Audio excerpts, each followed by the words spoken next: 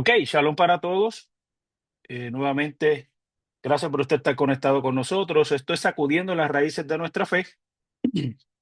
Y en nuestra comunidad continuamos entonces el estudio que comenzamos hace unas semanas atrás, estudiando desde el libro de Juan, comenzando por el libro de Hechos y investigando quiénes eran entonces los verdaderos cristianos que dice y citan en algunas Biblias protestantes que tenemos, eh, si esos cristianos eran de tipo gentiles, como muchos han dicho, y qué tipo de iglesia también, como se menciona, de la iglesia llamada la iglesia primitiva, quiénes eran, cómo vivían, qué hacían, qué comían, dónde vivían, y cuál era su funcionamiento.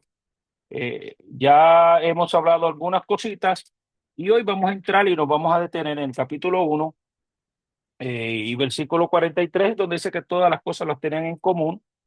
Voy a estar leyendo, bueno, todas las cosas las tenían en común, pero Reina y Valera tiene un título que dice La vida de los primeros cristianos.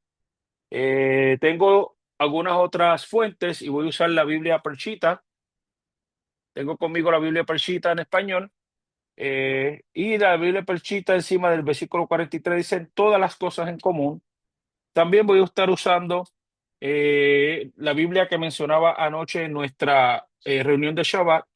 Le mencioné la Biblia, la nueva Biblia de Jerusalén, la Biblia católica, que se usa en muchos lugares de teología, como la más acercada al griego, eh, donde tiene sus introducciones, y vamos a ir también a leer allá, y que la voy a tener como una fuente de poder seguir los pasos.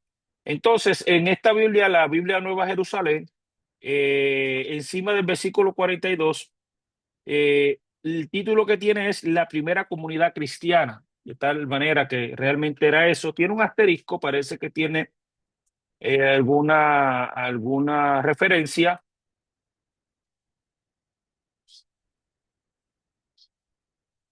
y dice que menciona algunos otros versículos del capítulo, compara los capítulos, el capítulo 4 verso 32 y verso 35, capítulo 5 y versículo 2 y 16, y dice que es una relación heterogénea que describe los rasgos análogos de la vida de la primera comunidad cristiana, pero realmente el término cristiano existía, ese es el asunto, o es una interpretación que hacen los biblistas o los que interpretan la Biblia.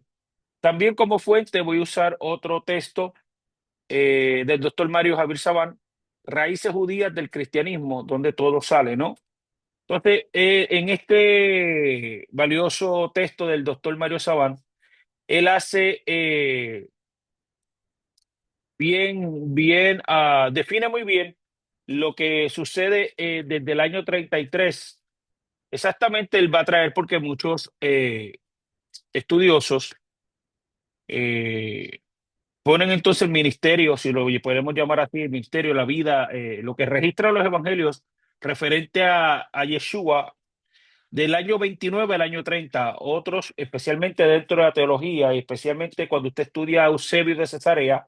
Eusebio de Cesarea es el que pone el ministerio de Jesús desde los años 30 al año 33. Entonces, como fuente le estoy entregando que no todos creían eso.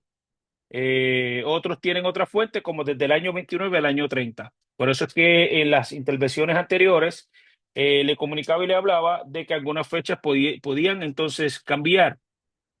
Eh, entonces, pues aquí el doctor Mario Sabana hace una investigación muy fuerte sobre lo que ocurría en aquel tiempo y cómo el cambio va a ocurrir después del año 200. Eh,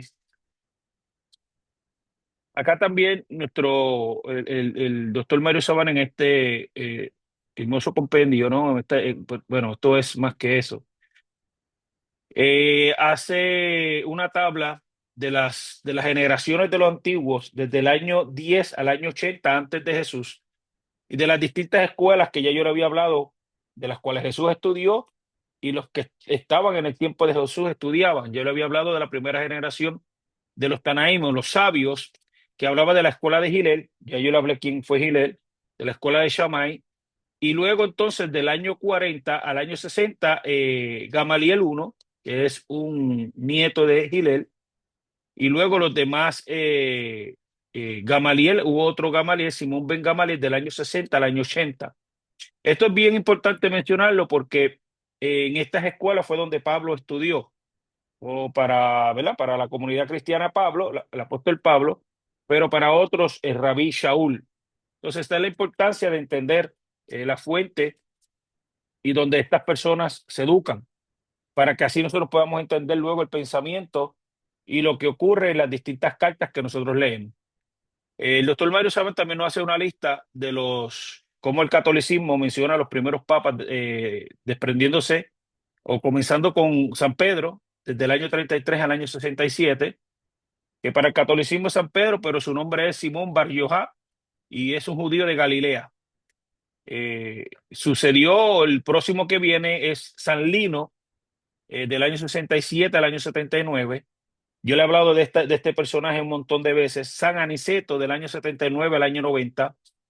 San Clemente I, y este Clemente es el que el apóstol Pablo menciona en una de sus cartas. Se cree que fue directamente un estudiante de Pablo. Otros van a decir también que fue un estudiante de Pedro. Y por ahí hace una lista de los grandes eh, santos que van a entrar en toda en esta línea, perdón. El que sucede a Lino es San Anacleto.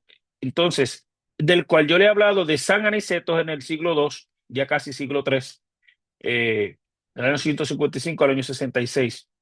También nos da la lista en este libro de los distintos emperadores romanos que estuvieron, para que nosotros podamos entender cómo iba la historia eh, en la línea, ¿no?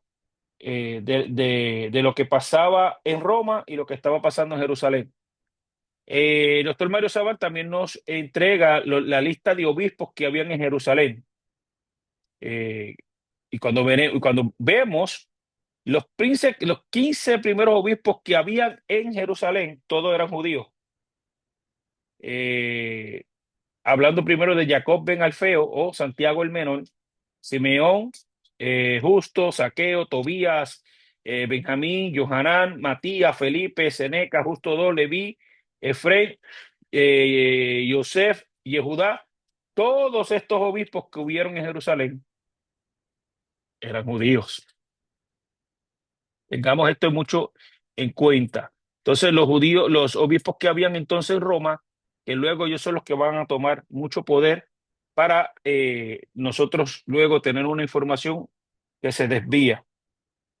Con la Biblia arqueológica, la semana pasada estuvimos en Hechos 2, y la Biblia arqueológica habla de la diáspora judía del siglo I. Eh, Igual que para que usted pueda entender que es una diáspora, en el día de hoy yo estuve viendo asuntos de Siria, como Siria pues tuvo un golpe de estado a la persona que estaba gobernando antes de Siria. Entonces como ellos hablaban que a través de la administración, o no sé ni cómo decirle para no ofender, que había en Siria antes, muchas personas fueron desplazadas y mucha gente se fueron a la diáspora a muchos países. Lo que ha pasado en Venezuela, lo que ha pasado en Cuba, lo que ha pasado en distintos lugares. Entonces, para que usted pueda ver y entender que es una diáspora, cuando personas se van fuera a otros países, hacen una nueva vida, tienen hijos, los hijos que comienzan a nacer en los lugares donde ellos están, aprenden a hablar primero el idioma donde están. Entonces, la Biblia arqueológica es muy importante en eso porque nos enseña, ejemplo, la Biblia arqueológica en la página 1815, refiriéndose a Hechos 2, dice: los judíos habían venido fuera de Israel, perdón, fuera de Israel, por lo menos desde que los residentes del reino del norte de Israel habían sido exiliados por Asiria. Ya la Biblia está citando algo que es lo que ocurre allá en el año 700 antes de Cristo. Cuando usted lee el libro de Reyes, es la gran importancia de que usted pueda entender cuando se dividen las tribus, las 10 tribus del norte, que va a ser su capital Samaria, 2 tribus en el sur, que su capital va a ser Jerusalén, y su área se va a llamar Judá, Judea. Entienda eso. Entonces luego, cuando Babilonia viene y conquista Judea, y luego entonces la época helenista, donde entonces los griegos, cuando entra Alejandro Magno, toma el control, y una de las cosas importantes que hizo Alejandro Magno, aunque Alejandro Magno era macedonio, pero Alejandro Magno cargó con el idioma griego, con la cultura griega, y la estableció en todo su reino. Si usted busca un mapa, el control de Alejandro Magno, y en dónde tengo mi teléfono, lo dejé allá. Yo vamos a buscar en el chat, ya que estamos usando esa fuente que nos quedó muy bien la semana pasada, para poner algunos mapas. Déjeme entro rapidito y en el chat vamos a ver entonces el dominio. Deme un minuto y lo buscamos, y así vamos teniendo más como el contexto de lo que estamos hablando. ¿Ok? Eso.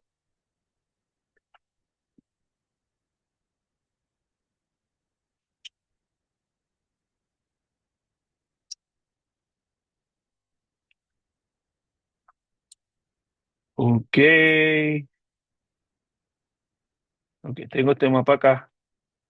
Déjame ver este. Este se ve impresionante. Ok. Iba a poner algunos.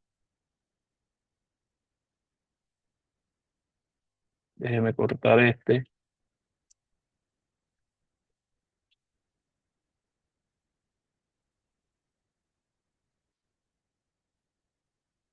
Ahí va uno. Así que eh, usted se conecta con nosotros a través de nuestro chat. Usted podrá disfrutar entonces y ver. Y a las personas que luego se conectan y ven todo esto en nuestro chat, cuando vean estos mapas, es referente a lo que estamos hablando en esta clase el día de hoy, ¿ok? Así que usted ve el video y entenderá la razón por la cual están los mapas allá. Debe pasar este otro que está un poquito más explícito, creo yo, que el primero, para que se pueda entender todo el dominio que tuvo Alejandro Magno en la historia.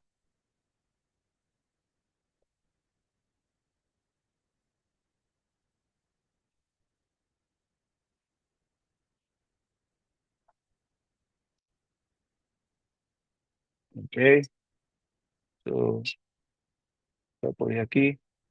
Si usted ve déjeme ver cuál de los dos tomo.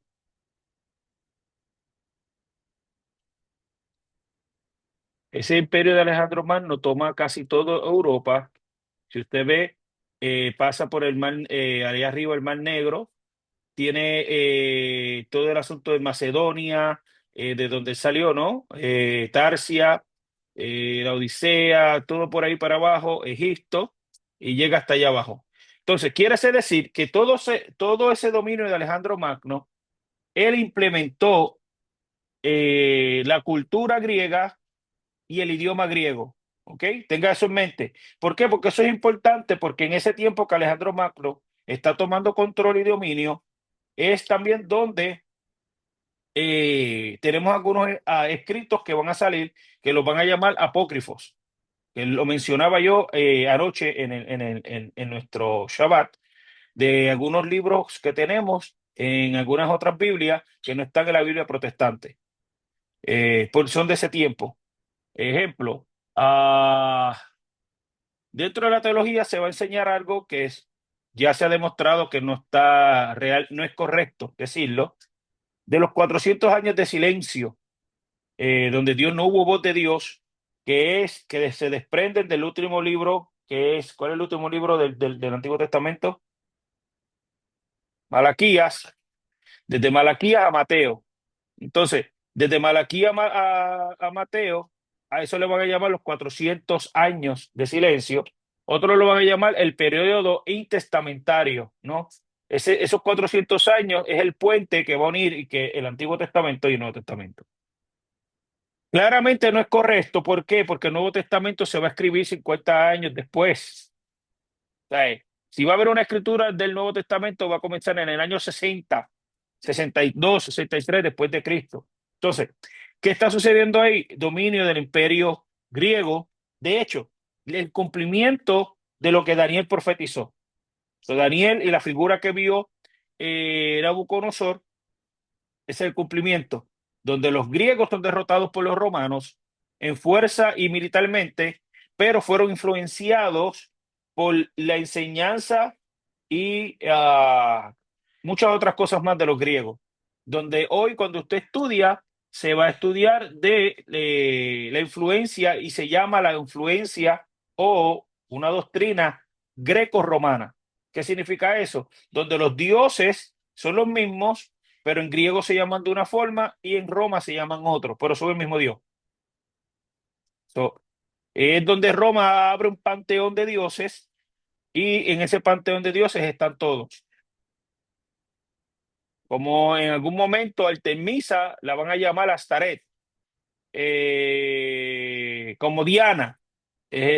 Diana, Artemisa y Astaret tienen las mismas características. Cierro ese paréntesis. Y para que usted pueda entender que entonces lo que habla Hechos capítulo 2 es que ya había una diáspora eh, desde mucho tiempo antes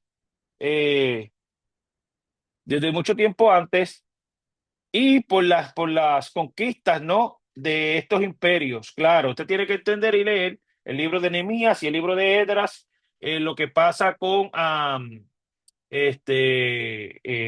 Ciro el Grande, que Isaías lo llama el Mesías de Dios, donde le da la apertura que Israel vuelva a su territorio. Entonces, donde Judá es la tribu que viene y se hace lo que es Judea, ¿no?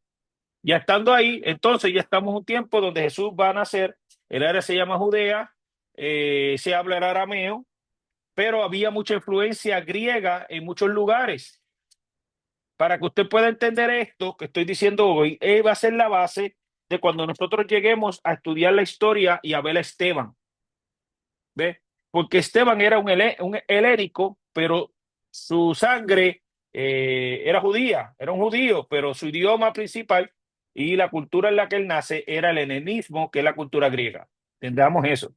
Entonces, lo que queremos establecer en esta hora es que todos los que vienen a Hechos 2, de todos esos lugares que dicen Capadocia, Ponto, Roma, todos eran judíos que venían a celebrar la fiesta de Shavuot, las fiestas de las semanas, que las fiestas de las semanas en la traducción griega le pusieron Pentecostés. Y así nosotros lo hemos traído hasta el día de hoy porque se deriva de los 50 días, ¿no? Cuando cierra la fiesta de las primicias o el día de las primicias, se cuenta entonces 40 días y luego de esos 40 días que se celebra Pentecostés. Entonces, por eso es que en esos días va a decir Hechos, terminando Juan, que Jesús caminó por la tierra después de haber resucitado 40 días más, y aún le dice a los discípulos de él, no se vayan de aquí, porque viene la fiesta de Pentecostés, lo que el profeta Joel profetizó ha de ocurrir, y los discípulos de Jesús ya vimos que se quedaron en Jerusalén, se quedaron en el lugar que le llaman aposento alto, es un lugar, y la reunión que había eran como de 120 menos o más. Pero estamos viendo que ahora ya vimos la semana pasada, que directamente seguidores de Jesús, o seguidores, déjeme ir más al contexto, ¿ok? Permítame ir más al contexto histórico. Seguidores del rabí Yeshua ben Yosef, así como se le conocía, rabí Yeshua ben Yosef. Ah, usted no me cree. Ok. Usted no me cree. Vamos a ir al texto, hermano, porque aquí hay que investigar la Biblia. Ok. Si usted vaya conmigo a Juan de nuevo, hemos usado a Juan para seguir una línea. eh,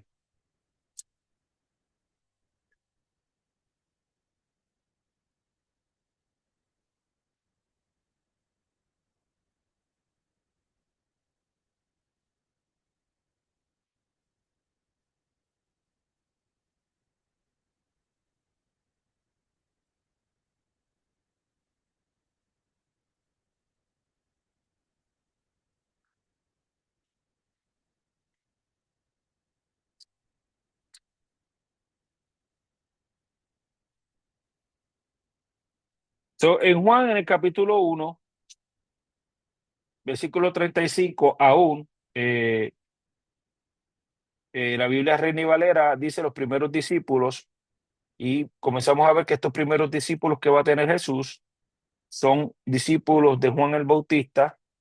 Entonces, en el versículo 43 en adelante, Jesús está por Galilea y ahí se siguen añadiendo más discípulos. De hecho, Andrés, en el versículo 38, volviéndose Jesús, dice que Andrés lo comenzó a seguir, le pregunta qué buscas y Andrés o los que andaban con Andrés le dicen rabí. Rabí significa maestro. Luego entonces ellos le ponen el título de que él es el Mesías. Y entonces, cuando llegan a Natanael, Natanael le dice que y le da el título de hijo de Dios y le dice rabí de nuevo, que es maestro, tú eres el hijo de Dios, tú eres el rey de Israel. Entonces, estamos viendo los títulos que los discípulos son, que reconocen el establecimiento del Mesías de Israel, en la persona de Jesús.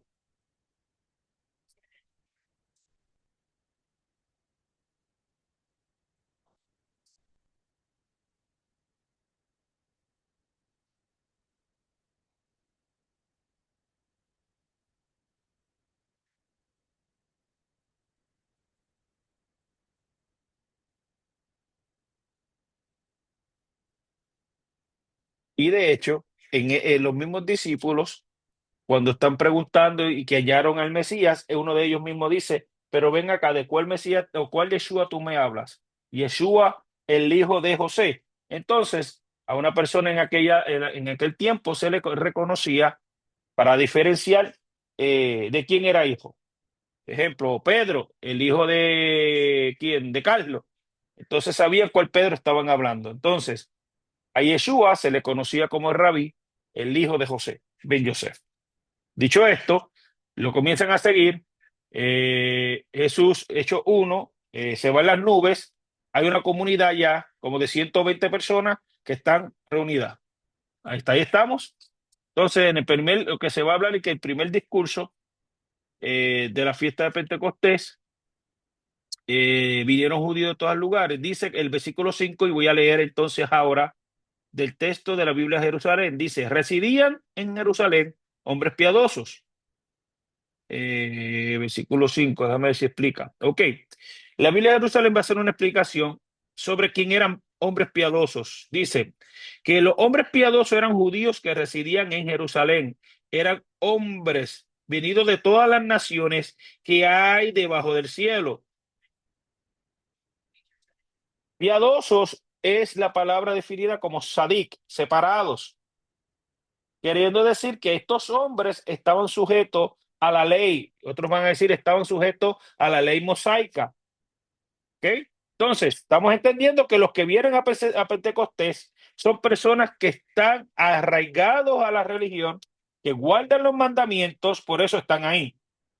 Entendiendo eso, va a decir todos los que estaban, dice que pasó un estruendo, eh, las personas que estaban se quedaron estupefactos, dice este versículo, y admirados. Y ahora los que están mirando van a decir, pero ven acá, lo que está, la manifestación de lo que está pasando, estos muchachos, ¿sabes? Los 12 que estaban allí, ¿no son ellos galileos? Versículo 7 estoy.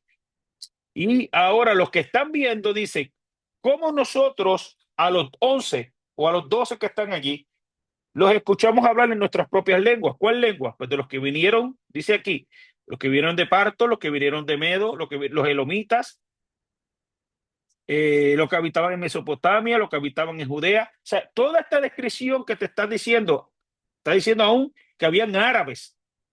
Dicen que ellos los escuchaban hablar en las propias lenguas que ellos hablaban de donde ellos venían.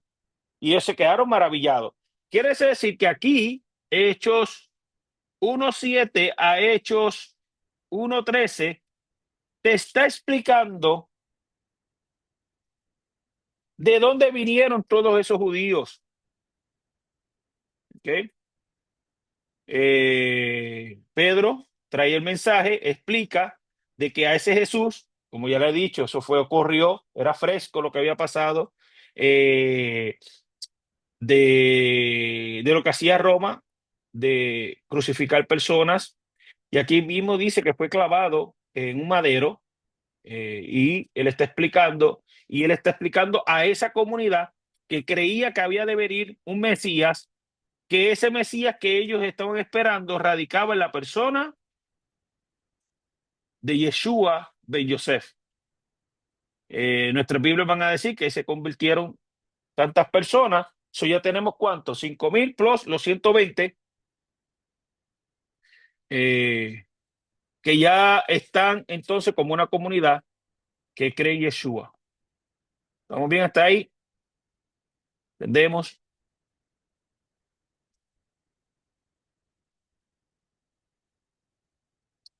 Entonces, en esta área, sabemos que entonces, cuando Pedro, especialmente en Hechos 2, ahí tenemos 3,000 personas que se convierten a Jesús, ¿no? Dice que fueron, en aquel día se les unieron, porque acá tampoco, este texto está bastante bueno. Dice, déjeme ir al versículo 40. Con otras muchas palabras, le conjuraba y le soltaban, poneos a salvo de esta generación perversa.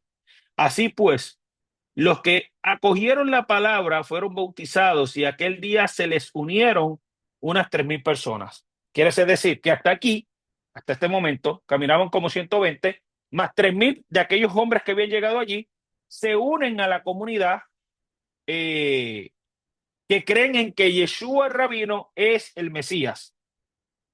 Tenemos que entender algo, que muchos de ellos volvieron a sus territorios, porque muchas preguntas es, ¿qué se hace? ¿Quién fundó la iglesia de Roma?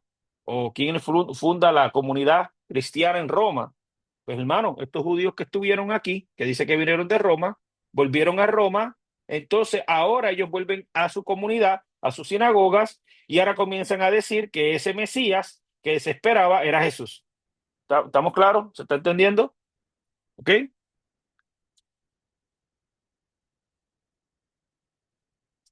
Entonces, ahora vamos al versículo 42. Dice que ahora la comunidad que se queda, algunos se quedaron, estamos hablando de los 120, los apóstoles, miren lo que se quedaban, se mantenían constantes en la enseñanza de los apóstoles, en la comunión y en la fracción del pan en las oraciones.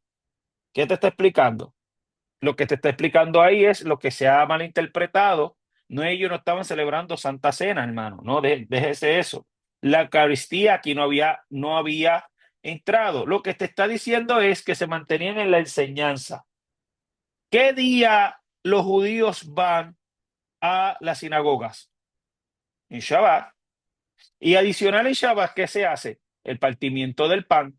Quiere decir que los judíos con los apóstoles se quedaron en la enseñanza común que se hace de cada Shabbat, de estudiar las parashá para que usted se me pueda entender, estudiar las porciones adecuadas. Claro, decían, ¿qué más decían? Es Yeshua, el hijo de José, ben Yosef, es el Mesías de Israel. Ya había un registro de los milagros, ya había un registro de todo lo que había hecho. Hay un registro de que él resucitó también. Hay un registro de que ese fue las nubes. Hay un registro que también lo van a esperar porque él dijo que iba a devolver. Entonces, cuando dice que se mantenían en comunión, en la comunión, hermano, la comunión no es lo que luego, más adelante, al futuro, el catolicismo va a añadir como que cuando una persona pasa de cierta edad, un niño pasa a cierta edad, 12 años, va a ser la primera comunión. Eso no tiene nada que ver con lo que está pasando aquí. Aquí la palabra comunión, déjeme ir lo busco del griego, lo que significa. Regálame un minuto y vamos a entender lo que significa, ¿ok? Vamos en Hechos 1:42. Perdón, Hechos 2. Hechos 2:42. Y voy a usar otra aplicación que tenemos que se llama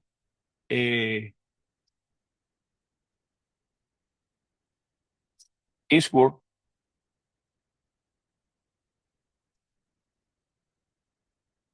para buscar. Y dice acá. esta versión, y perseveraban en la doctrina de los apóstoles, en la enseñanza y en la comunión. La palabra comunión en griego, ¿usted sabe lo que significa? Koinonía. Y koinonía eh, se define como partnership. Partnership es una participación social, va a decir, donde hay fellowship, donde hay un compartir, lo que significa, y viene de la raíz koinonos, que significa compañía, hermandad, gracias, hermandad, partner, hermandad. Entonces, de la palabra, de sacar de contexto la palabra comunión a llevarla a un acto sacramental, hermano, eso va a pasar muchos años, ¿ok? Y que tengan claro, aquí no estamos, y yo especialmente no estoy en la crítica de ningún acto, de ninguna liturgia, dentro de ningún dogma, ¿ok? Tenga eso en claro. Así que, hermano católico, si usted me está viendo, yo no lo quiero ofender si usted toma de la comunión, de la Santa Comunión, de la Eucaristía, no tengo problema con eso. Si usted lo cree así, usted lo puede seguir haciendo. Aquí lo que estamos enseñando y lo que estamos tratando de estudiar es en un nivel básico y en un nivel tan básico que es un nivel literal, donde para poder entender estamos usando distintos textos y tratando de poder en nuestra mente llevarla a la cultura. Entonces, la forma que estamos usando para estudiar es sociocultural, contextual y literal. Dicho esto, ya entendemos que esto de que se mantenían en la doctrina de los apóstoles, en la enseñanza de los apóstoles. ¿Ok? Perfecto. ¿Usted quiere saber cuál es la enseñanza de los apóstoles? Pues lea Hechos 1.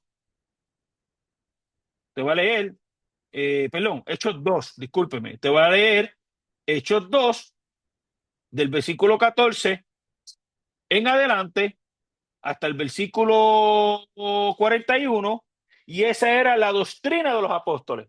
La doctrina de los apóstoles es que ellos están enseñando que la visitación esperada, que lo profetizado por los profetas, lo que profetizado por Moisés, de que habría de venir uno, el Mesías, llegó. Tenga eso en claro. ¿Por qué? Porque más adelante, cuando citemos, como ya le he dicho, al Papa Juan Pablo II y citemos a otros teólogos, que ellos van a citar, las citas que ellos van a decir, que la iglesia persevera en la doctrina de los apóstoles. Y yo quiero que usted abra su mente, investigue la doctrina que se enseña hoy dentro de la iglesia, a ver si esa doctrina es directamente la de los apóstoles. Sencillo. Ve a la iglesia, es más, mañana usted va a ver el culto que usted quiera ver, a ver si esa doctrina es la doctrina de Pedro, es la doctrina de Juan, es la doctrina de Natanael, de Felipe. Entonces, vamos a ver la semana que viene, le voy a presentar, por ahí, que no se me olvide, eh, el catecismo.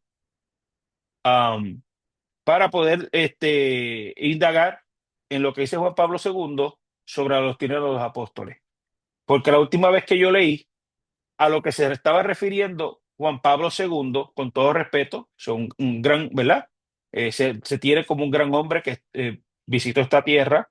Dentro del catolicismo lo tienen como uno de los mejores papas que ha asistido. Se hace mucha referencia a ese hombre benévolo, a lo bueno que hizo por la iglesia.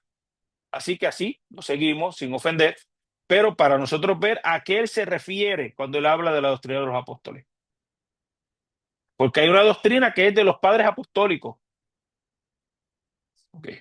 ¿Por qué la importancia de eso? Porque nosotros tenemos que ver si la doctrina que carga la iglesia hoy, y cuando hablo de la iglesia, iglesia macro, iglesia cristiana, con sus derivaciones dentro del protestantismo, es la doctrina de los apóstoles.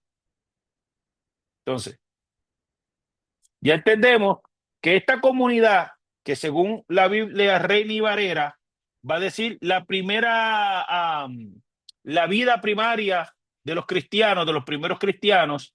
Esta otra Biblia católica que tengo dice la primera comunidad cristiana, versículo 42, dice que se mantenían constantemente en la enseñanza, porque eso es lo que se hace, eso es lo que hacen los judíos. Se pasan estudiando en Shabbat y partiendo el pan. Eso ya usted entiende que cuando se habla de partimiento del pan, es en Shabbat. Gracias. ¿Ok? Ahora bien, ¿sabían ellos que se había apoderado un temor? Porque acuérdense que la manifestación que hizo Jesús, los apóstoles la siguen haciendo, porque ellos, los asuntos de los milagros, de la manifestación sobrenatural, eh, am, seguía. Muy importante. Versículo 46, ahí dice que ellos acudían diariamente al templo. Eso quiere decir que hasta este momento no es el año 70. So, vamos a ver que lo que está ocurriendo es después del año 33 y antes del año 70. So, ya tenemos una línea de tiempo en la cual podemos situarnos. ¿Por qué? Porque luego del año 70, después de Cristo, es que se destruye el templo. Eso quiere decir que hasta este momento el templo estaba en función. ¿Ok? Y dice que ellos perseveraban con un mismo espíritu. Volvemos, partían el pan en las casas, escuche, tomaban alimentos con alegría y sencillez de corazón, alababan a Dios y gozando de simpatía de todo el pueblo. Por lo demás, el Señor agregaba al grupo a los que cada día iban a ser salvos, dice nuestro texto. Vamos a ver qué dice Peshita. 3 dice lo mismo. Y alababan a Dios y hallaban favor ante todo el pueblo, y nuestro Señor agregaba cada día. Bueno, aquí Peshita dice a la iglesia. Mire la diferencia de los textos. La Biblia Peshita dice, versículo 47, y alababan a Dios hallando favor ante todo el pueblo. Y nuestro Señor agregaba cada día a la iglesia a los que habían siendo salvos. Eso lo dice la Biblia Peshita. Pero como le dije, una Biblia que se usó cuando yo estudiaba a nivel universitario es la Biblia Jerusalén. Y mira cómo dice acá la Biblia Jerusalén. Alabando a Dios y gozando de simpatía, estoy en el versículo 47, de todo el pueblo. Por lo demás, el Señor agregaba al grupo uh, a los que cada día se iban haciendo salvos. Hay una gran diferencia. ¿Por qué? Porque cuando ya le ponen el término iglesia, pues ya la gente aquí tenemos la iglesia como la cual tú te congregas, otros tienen la iglesia como la iglesia católica. De hecho, eso es lo que van a enseñar. El catolicismo va a enseñar que ya la única iglesia, el catolicismo enseña que la única iglesia es, la única y verdadera es una. Y ellos te van a enseñar es católica universal de Cristo, y sigue diciendo, y una realidad, que eso usted tiene que escucharlo bien, romana. Pero aquí tenemos otro secreto, que aquí nada está pasando en Roma. Todo lo que está pasando aquí en Jerusalén, tan cerca del templo, todos los días van a los asuntos que hay en el templo. Ah, ah, ok. La palabra eclexia viene del griego eclexia y es derivado de, como le he enseñado anteriormente, de llamar afuera, calling out. Dice también, aquí nos vamos a meterle un lío. Mire esto, porque la palabra eclexia en sí viene de un término romano que si usted estudia Roma, siglo I, siglo II, eh, era un asunto que los romanos tenían como una meeting, una cita, no es cita, no, una reunión popular. La reunión popular que hacía los senadores y hacía en Roma para llamar al pueblo a venir y escuchar lo que estaba pasando en Roma, ese era el término, eclesia. So, que nada en ningún momento tiene que ver con asuntos ni de religión, ni de creencia en un Dios, ni de creencia en un rabí, ni de creencia en nada de eso, hermano. Ajá, ¿y cómo llega entonces? Bueno, porque como significa un llamado afuera, en otras palabras, fue la traducción que se le pudo dar a la palabra asamblea, pero la palabra asamblea en hebreo es quejilá. Entonces, la palabra quejilá es mucho más antigua, porque como usted va a ver, que ahora en nuestro Shabbat comenzamos a estudiar Éxodo. Ahora vamos a ver cómo el pueblo sale de Egipto, y cuando lleguen allá al monte Sinaí, ahí va a haber una asamblea, ahí va a haber un llamado afuera, y usted va a ver que Moisés tiene la primera quejilá cuando reúne el pueblo a escuchar lo que Dios tiene que decir. Sencillo, ¿no? Entenderlo. Y esa es la importancia de ir y estudiar los términos en su contexto para que ahora que se nos meta en la mente podamos entenderlo. Porque los días que vivimos, la mayoría de las congregaciones, mire cómo lo voy a decir, la mayoría de las congregaciones, la mayoría de las denominaciones, todas dicen tener la verdad. De una realidad, no, no, volvemos, no lo estoy haciendo para ofender, pero todas dicen tener la verdad, todas dicen que son la iglesia única y verdadera, y todas dicen que son la iglesia que te van a transportar en la doctrina para llevarte al cielo. Okay. Un ejemplo, no tengo por qué esconderlo porque es público. Si usted escucha a estos muchachos que están siendo muy virales en Dominicana, en Santo Domingo, la República Dominicana, que los llaman los rabacucus, uno de ellos le están haciendo, bueno, pues ellos se pasan haciéndose entrevistas, ¿no? No sé, no recuerdo los nombres. Hay uno que le dice líder al otro. Los nombres no los tengo, usted perdóneme que no los puedo citar por su nombre. Pero uno le dice al otro que si lo invitaran a predicar a alguna iglesia, si él está disponible. Él dice que puede ir, si lo invitan a cualquier iglesia, y menciona iglesias frías, las iglesias esto, esas iglesias que están muertas y todo esto está diciendo, él va y predica. Porque para ellos, en el contexto de ellos, en su mentalidad, la iglesia caliente, la iglesia verdadera y la doctrina real son las de ellos. ¿Ve? Ahora bien, citándolos a ellos, la doctrina de ellos está basada en una doctrina antigua de dentro del pentecostalismo que yo conocí, que se me enseñó también.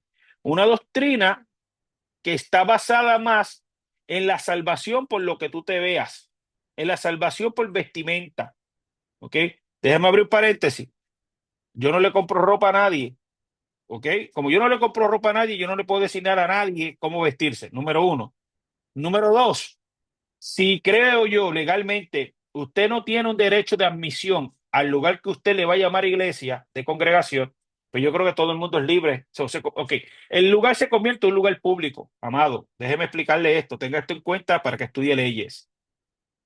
Yo recuerdo, si mal no me equivoco, ya esto ha pasado bastantes años atrás, 2005, para allá para el 2005, quizás 2005, 2006, yo visité la iglesia de un gran hombre de Dios, el pastor Rivas, de Utuado, su esposa Noemí, y en la iglesia de Rivas, de Momentos Proféticos, en la puerta, él tenía un cartel donde decía derechos de admisión y tenía la forma, el listado de cómo esa mujer tiene que estar vestida para poder entrar.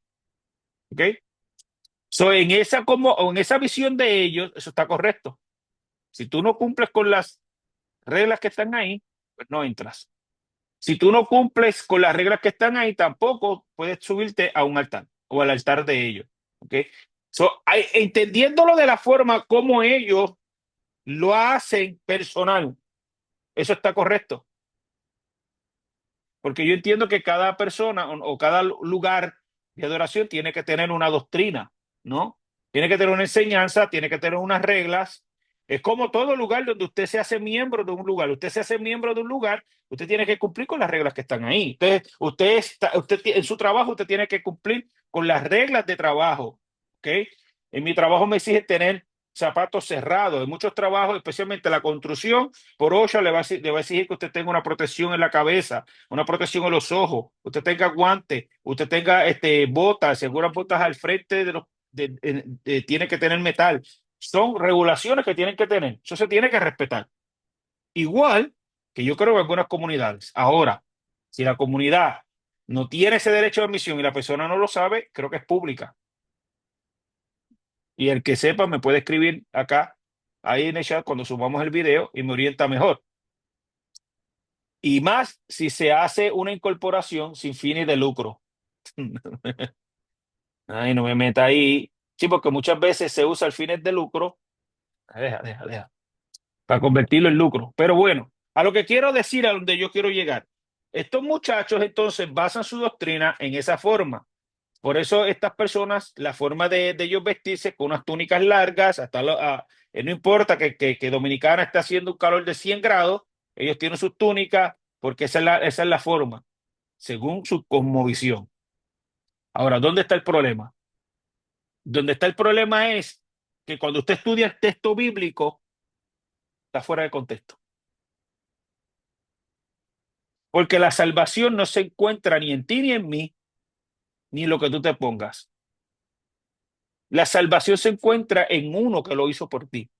Es más, la salvación, como Pablo lo expresa, es un don divino. ¿Ves que usted no me cree? Cuéntame. ¿Dónde lo puedo conseguir, varón? Vamos a Efesios capítulo 2. Efesios capítulo 2 te va a decir, mire,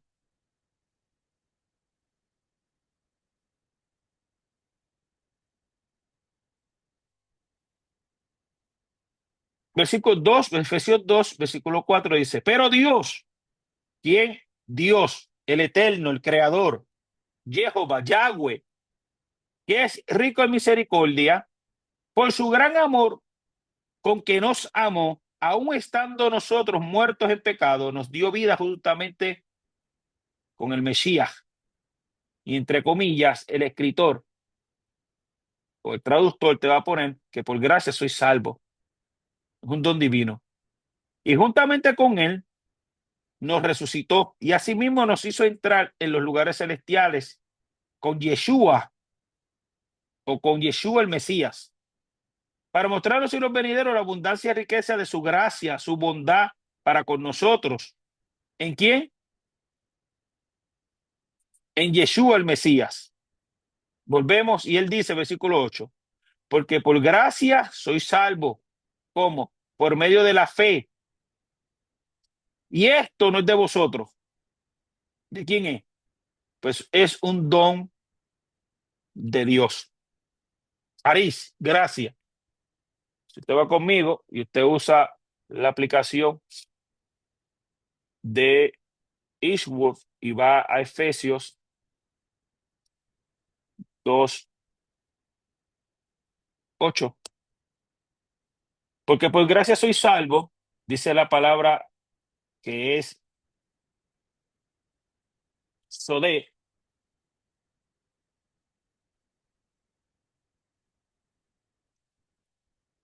es ser salvado,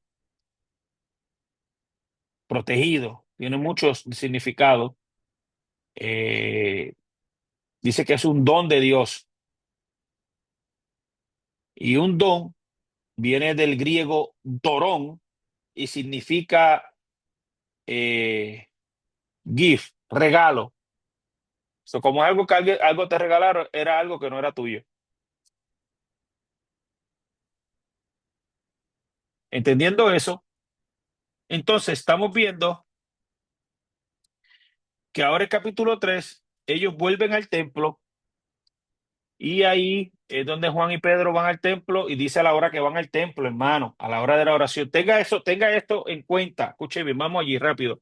Pedro y Juan subían al templo para la hora de la oración, que esa hora era la de la novena. Eso eran las 3 de la tarde. Y estaba allí un hombre tullido desde su nacimiento. al que llevaban y ponían todos los días junto a la puerta del templo llamada la Hermosa, para que pidiera limosna a los que estaban en el templo.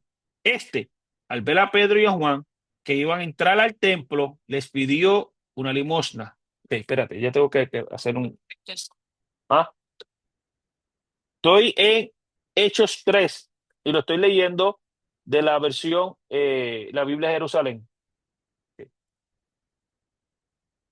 Hay algo aquí que el cristianismo ha sacado de contexto, especialmente. Hay personas que están hoy en contra del templo. ¿Ok?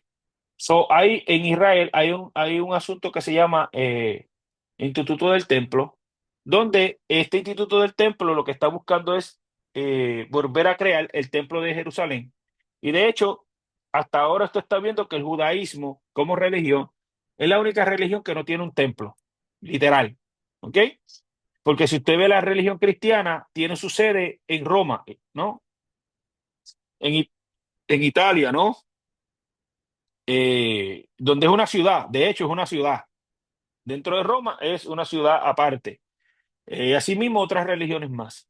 Entonces, el Instituto del Templo se está buscando la forma de que en algún momento crear el templo. Entonces, dentro de la iglesia están diciendo, nosotros no necesitamos el templo, y sacan otros textos que hablan de que el templo, no necesitamos un templo porque el templo de Dios somos nosotros, y usan muchos textos, pero el asunto está, si es así, como ellos dicen, y nosotros debemos seguir y ver qué hacía la iglesia primitiva, hermano, yo estoy viendo aquí literalmente que dos de los seguidores de Jesús, dos de los más acercados a Jesús, ¿no?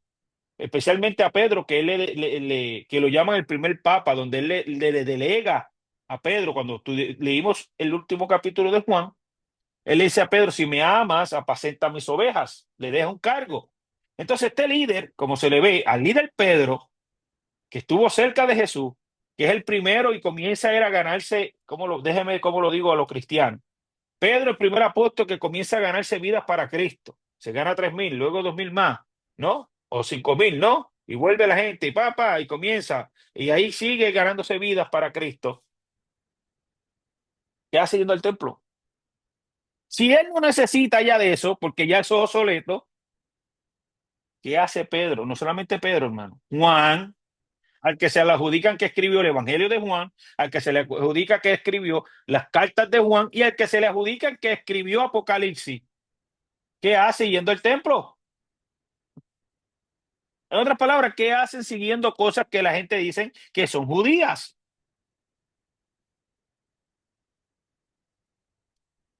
Entonces aquí vemos un montón de características de que aunque ellos creían y estaban seguros de que Jesús era el Mesías, Yeshua HaMashiach, Yeshua Ben Yosef, era el Mesías de Israel, ellos no dejaron de practicar lo que de por costumbre practicaban. ¿Entendió eso? Vuelvo a repetirlo. Estamos viendo literalmente que aún Pedro, Juan, por ende, los 12, por ende, los 120, por ende, los que se convirtieron en Hechos 2, los que se convirtieron luego, siguen practicando lo que de por costumbre ellos practicaban. Subir al templo, ir a las horas de las oraciones que fueron establecidas mucho tiempo antes, amado. Esto no es nuevo. Lo que los padres de los padres de ellos hicieron, ellos continuaron haciéndolo. ¿Cuál es la diferencia? Que esta gente ahora manifiestan un poder extraordinario, donde este hombre por muchos años estuvo tirado allí pidiendo limosna y ahora se ve una manifestación, donde ahora en el nombre de Yeshua HaMashiach, este cojo se endereza y se hace una gran manifestación, que más adelante vamos a ver que a un grupo seleccionado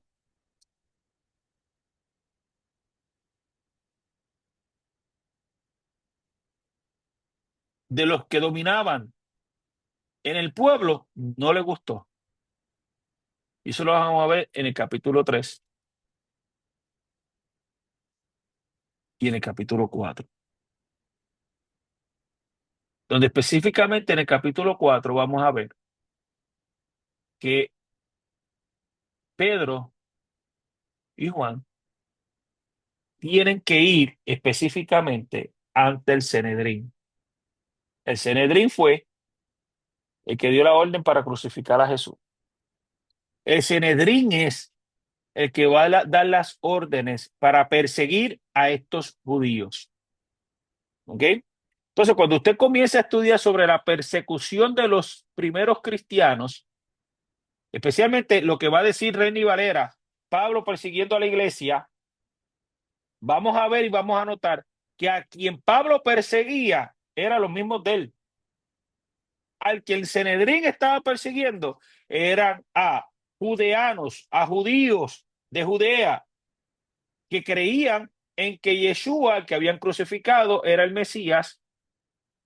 Entonces, recuerden que Anás y Caifás dijeron, es mejor callar a uno, que Roma venga y nos determine, porque ahora le están llamando rey de Israel, y callemos esto, porque, hermanos, tenemos que ver que dentro de la historia ya ciertas cosas habían pasado. Personas que se levantaban diciendo que era el Mesías, pero los mataban, se morían y todo quedaba en nada. Pues Anás y Caifás pensaron lo mismo. Esto va a pasar, esto termina, eh, y nosotros seguimos. Entonces, diciendo esto, ellos pensaban que esto se iba a determinar. ¿Qué pasó? Que ahora el asunto se le puso a ellos mucho peor, porque ahora ellos comienzan a hablar en el nombre de Yeshua HaMashiach, que habían crucificado, y comienza a haber una manifestación de Dios que aún el Sanedrín tiene que reconocer. Y eso lo vamos a ver en nuestra próxima intervención. Shalom, que el Eterno le bendiga, usted tenga una buena semana.